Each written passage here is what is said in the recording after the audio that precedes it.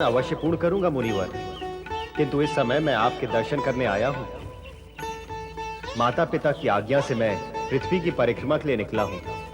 यह कार्य पूर्ण होते ही मैं आपके पास लौट आऊंगा और अपने शेष कर्तव्य को पूर्ण करूंगा। माता पिता की आज्ञा से परिक्रमा करने निकले थे, तो उनकी आज्ञा का उल्लंघन कर यह आश्रम में क्यों चले आए? मैंने कोई आज्ञा का उल्लंघन नहीं किया मुनिवर। पृथ्वी की परिक्रमा करते समय मार्ग में आपका आश्रम आया, तो आपके दर्शन का लोभ भी मन में आ गया। दर्शन सत्य है, किंतु दर्शन का लोभ सत्य नहीं है। यहाँ आने का अन्य कारण भी है। हाँ पूज्यवर, अन्य कारण भी है। क्या? पृथ्वी की यह परिक्रमा मेरे और छोटे भाई गणेश के बीच एक स्पर्धा है, और छोटे भाई को पराजित कर मैं विजयी होना नहीं चाहता। क्यों? यदि ऐसा हुआ तो जगत में सदा सदा के लिए बड़े भाई के बड़प्पन के प्रति साधारण जन का विश्वास ही उठ जाएगा। जगत का विश्वास प्राप्त करने के लिए तुम क्या स्पर्धा में होने वाली विजय को खो दोगे? जगत के विश्वास की प्राप्ति से बड़ी विजय और क्या है मुनिवर? उसके सामने अन्य सभी विजय तुच्छ हैं। ऐसा ही है और ऐसा ही होगा। यशस्वी भाव, मन प्रसन्न कर दिया है तुमने। जिस शिव भक्ति और वैदिक धर्म का प्रचार तुम करना चाहते हो, उसका व्यवहार तो तुम्हारे जीवन में उतर चुका है। तुम अपने अभियान में अवश्य सफल होगे कार्तिकेय। आज्ञा दीजिए मुनिवर, गणेश मेरी प्रतीक्षा कर रहा होगा।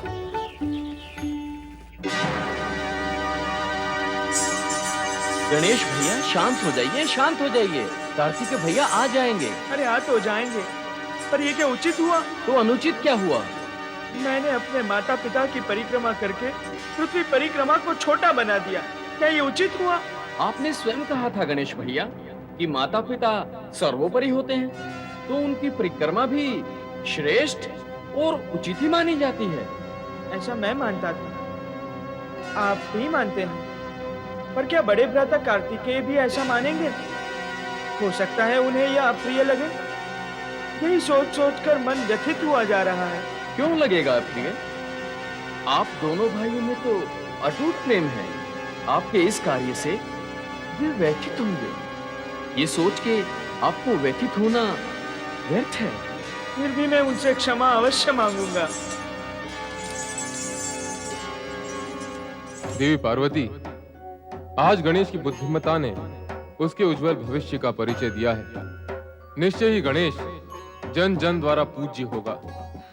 गणेश ही क्यों, कार्तिकेय भी ज्ञान और धर्म के विषय में अग्रणी है। वह ना तो केवल ऋषि मुनियों का सत्संग करता है, अपितु वे उसका उपदेश सुनने के लिए लालायित रहते हैं। अपने माता पिता के प्रति उसके मन में आदर सम्मान है, तो छोटे भाई गणेश के लिए अगाध स्नेह भी है। मुझे तो ऐसा प्रतीत होता है कि गणेश को विजयी करने के लिए ही वह लौटने में विलंब कर रहा है। संभवतः तुम्हारा विचार सही हो, पर जब तक कार्तिकेय लौट नहीं आता, तब तक इस विषय में निश्चित रूप से कुछ नहीं कहा जा सकता। गणेश भी उसी की प्रतीक्षा कर रहा है।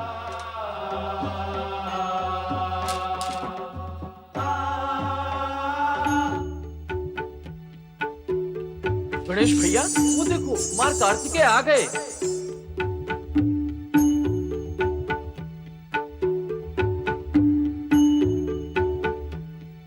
शिवनंदन कुमार कार्तिकेय की जय हो। शिवनंदन कुमार कार्तिकेय की जय हो। गणेश, तुम मुझसे पहले पृथ्वी की परिक्रमा करके लौट आए, इसकी मुझे प्रसन्नता है।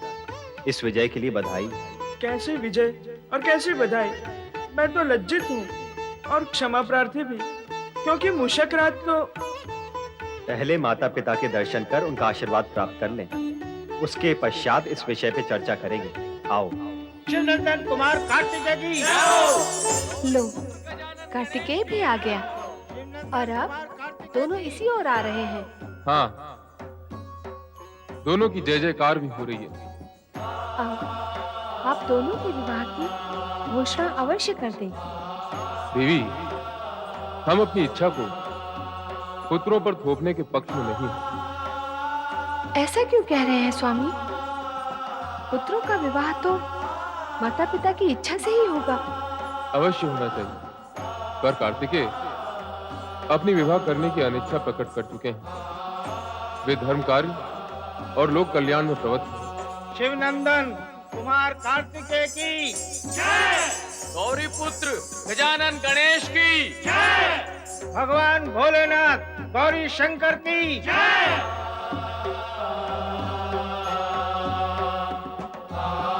तुम दोनों ही पृथ्वी परिक्रमा में विजयी रहे हो। गणेश ने अपने बुद्धि कौशल से माता पिता की परिक्रमा करके पृथ्वी परिक्रमा का पुण्य प्राप्त किया और कार्तिकेय ने पृथ्वी की परिक्रमा करके माता पिता की आज्ञा का पालन किया। ओम नमः शिवाय। ओम नमः शिवाय। आओ नारद, तुम सदा ही समाचार लेकर आते हो, आज समाचार लेकर जाना। भगवान, क्या है वो शुभ समाचार जो कैलाश से प्रसारित होने जा रहा है? मैं भी तो सुनूं। गणेश और कार्तिकेय दोनों ही पृथ्वी की परिक्रमा स्पर्धा में विजयी होकर लौटे हैं। निस्संदेह शुभ समाचार है। स्पर्धा में दोनों का विजयी होना जगत के लिए शुभ संदेश है। शुभ संदेश कैसे नारद? माता, प्राय स्पर्धा में ईर्ष्या, अहंकार और दुर्भावना गतिमान रहती है, परंतु ये स्पर्धा जगत की अनूठी स्पर्धा मानी जाएगी। स्कंद कुमार कार्तिकेय मंद गति से अपने वाहन मयूर पर जा रहे थे ताकि अनुज गणेश की विजय हो, और गणेश ने विजय की लाभ या लोभ से नहीं, माता पिता की आज्ञा का पालन पूर्ण करने के हेतु माता पिता की परिक्रमा की। माता, यह आदर्श स्पर्धा क्या जगत को यह शुभ संदेश नहीं देती? यदि स्पर्धा सद्भावना पूर्ण हो तो दोनों पक्ष संतुष्ट और विजयी हो सकते हैं। नारद, तुमने तो समाचार को शुभ संदेश बना दिया। नारायण नारायण, बनाने बिगाड़ने का कार्य नारद से कैसे हो सकता है भगवान भोलेनाथ? ये सब तो आपकी लीला है। सात्विक गुणों से संपन्न आपके दोनों पुत्र बधाई के पात्र तो हैं ही, परंतु उनके माता पिता होने के नाते आपको भी बधाई हो। अपनी बधाइयों का भंडार सुरक्षित रखना नारद। हम शीघ्र ही दोनों का विवाह कर रहे हैं। उस समय आवश्यकता होगी। मैंने इन दोनों के लिए कन्याएं भी देख ली हैं। भगवान भोलेनाथ की इच्छा के अनुरूप मैंने राजा विश्वरूप को आपका संदेश पहुंचा दिया था। वे अपनी दोनों पुत्रियों सहित इस विषय पर आपसे निवेदन करने यहाँ आए भी थे। माता भोलेनाथ, अब अधिक विलंब न करें। मैं शीघ्र ही आपके इस निर्णय की सूचना उन्हें देता हूँ। नहीं देव ऋषि, नहीं, ये संभव नहीं। संभव नहीं? नारायण नारायण, कैलाश की इस पुण्य धरती पर शक्ति स्वरूपा माता पार्वती और तीनों लोकों के स्वामी पिता भगवान भोलेनाथ के गुण संपन्न पुत्र कुमार कार्तिकेय के लिए असंभव क्या है? ये सत्य तो शक्ति और सामर्थ्य का परिचायक है देव ऋषि, किंतु विवाह का विषय सर्वथा भिन्न है। विवाह न करने का अपना निर्णय तो मैं से पूर्व भी स्पष्ट कर चुका हूं। इस विषय में मुझे अधिक विवश ना किया जाए तो मेरे हित में होगा। अब मुझे दक्षिण क्षेत्र में जाने की आज्ञा प्रदान करें ताकि मैं अगस्त ऋषि को दिए गए अपने वचन को पूर्ण कर सकूं। बड़े भ्राता कार्तिकेय, यदि आप विवाह नहीं करेंगे तो मैं भी आजन्म अविवाहित रहूंगा। तुम क्यों अविवाहित रहोगे? मेरा यही प्रश्न तो आपसे है। मैं बार बार स्पष्ट कर चुका हूं कि मैं धर्म और शिव भक्ति के प्रचार का कार्य पूर्ण करना चाहता हूं। मेरे जीवन का उद्देश्य और मार्ग भिन्न है। विवाह इसमें बाधक है, लेकिन तुम्हारे साथ ऐसी कोई स्थिति नहीं, इसलिए तुम्हें विवाह करना ही चाहिए। गणेश, हम कार्तिकेय को विवाह के लिए बाध्य नहीं कर सकते। स्थिति स्पष्ट है, अब तुम्हें विवाह करना ही चाहिए। हम राजा विश्वरूप को वचन दे चुके हैं। अब तो बुद्धि और सिद्धि का विवाह गणेश से ही करना होगा। नारद, तुम राजा विश्वरूप के पास जाओ और उन्हें सूचित करो कि वे विवाह की तैयारियां आरंभ करें। कार्तिकेय, तुम गणेश के विवाह के पश्चात ही दक्षिण जा पाओगे।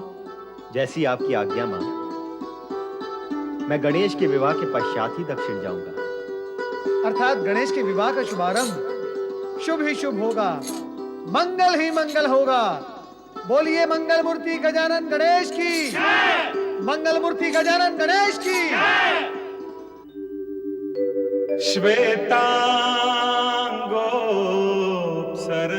सरनेत्रहस्तिवदन कंठे च मुक्तावली देवानां प्रमुखोऽस्ति शङ्करसुतो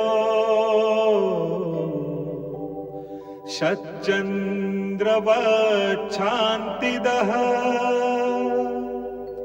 विघ्नानां प्रतिकारकार्यकुशल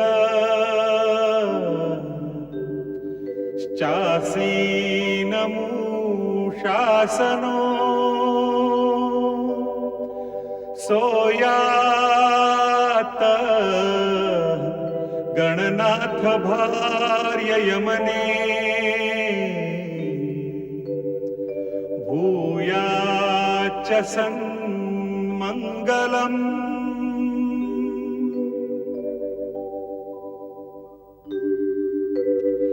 स्वर्गंगा सुरभिश्च दैवततरु सूर्या च भाकौमुदी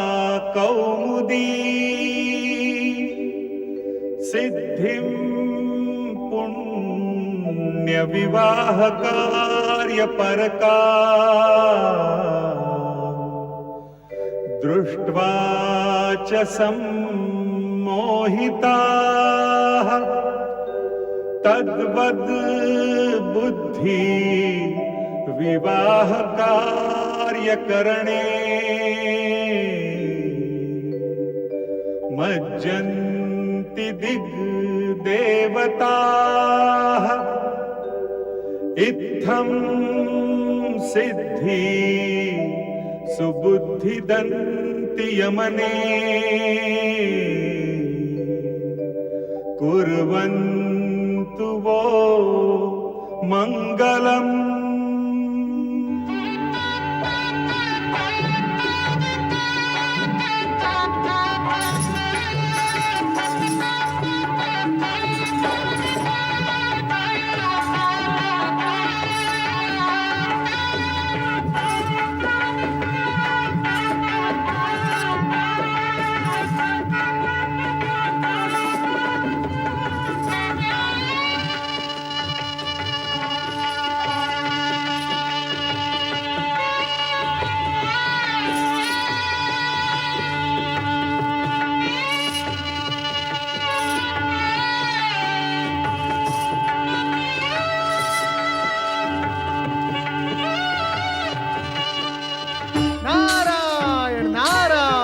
उपस्थित भक्तगण ध्यान से सुनेंगे तो लाभ होगा। गणेश जी, भगवान भोलेनाथ और माता पार्वती के पुत्र होने के कारण विघ्नहर्ता और सुखकर्ता तो है ही है, परंतु इस विवाह उपरांत अब उनके गुण और शक्ति में वृद्धि हुई है, क्योंकि अब उनके साथ बुद्धि और सिद्धि है। जो भी भक्तगण गणेश जी के साथ बुद्धि सिद्धि की आराधना करेगा, उसे बुद्धि और सिद्धि के साथ रिद्धि, वैभव, ऐश्वर्य सब कुछ प्राप्त होगा। इसलिए मेरे प्रिय भक्तगण मेरे साथ प्रेम और श्रद्धा से बोलो, ओम श्री गणेशाय नमः। ओम श्री गणेशाय नमः। ओम श्री गणेशाय नमः। ओम श्री गणेशाय नमः। ओम नमः शिवाय। ओम नमः शिवाय। जय गौरी शंकर। जय गौरी शंकर। तेजस्वी यशस्वी भव।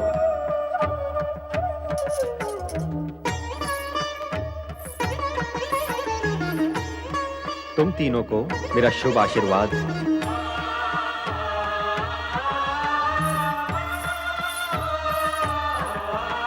जगत का कल्याण ही कल्याण करते रहो। अब मैं माता पिता का आशीर्वाद प्राप्त कर दक्षिण की ओर प्रस्थान करूंगा।